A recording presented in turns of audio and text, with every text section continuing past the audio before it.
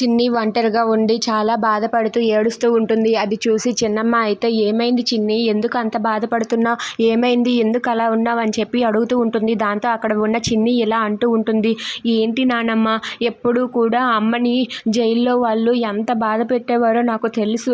ఎందుకంటే అమ్మ మెడలో పసుపు తాడే లేదు, నీ తాళిబొట్టుకు విలువే లేదు, అలాంటిది నీకు ఒక కూతురుంది అంటూ అమ్మని చాలామంది అవమానించేవారు. అవన్నీ తలుచుకుంటే నాకు చాలా బాధగా ఉంది. అందుకే నేను ఒక నిర్ణయం తీసుకున్నాను నానమ్మ.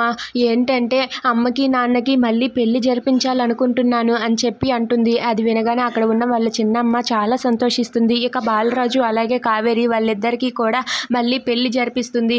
ఇక బాలరాజు కావేరి వాళ్ళిద్దరూ పెళ్లి కొడుకు పెళ్లి కూతురు దుస్తుల్లో గుడికి వచ్చి వాళ్ళైతే పెళ్లి పీటల మీద కూర్చోవడానికి సిద్ధపడతారు. ఇక చుట్టూ అయితే ప్రదక్షిణాలు చేస్తూ ఉంటారు. అలా గుడి చుట్టూ ప్రదక్షిణాలు చేస్తూ ఉండగా ఇంతలో అక్కడ దేవా పెట్టిన మనుషులైతే వస్తారు. ఇక దేవా అక్కడ దొంగచాటుగా నిలబడి ఉంటాడు.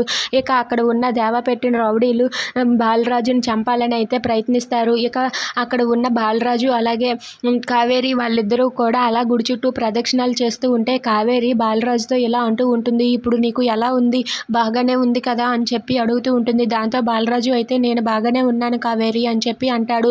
అలా వాళ్ళిద్దరూ కూడా ప్రదక్షిణాలు చేస్తూ ఉంటారు.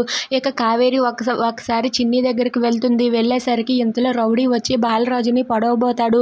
ఇక పొడవబోతే అది చూసి కావేరి ఒక్కసారిగా షాక్ అయ్యి బాలా అంటూ గట్టిగా అరుస్తుంది.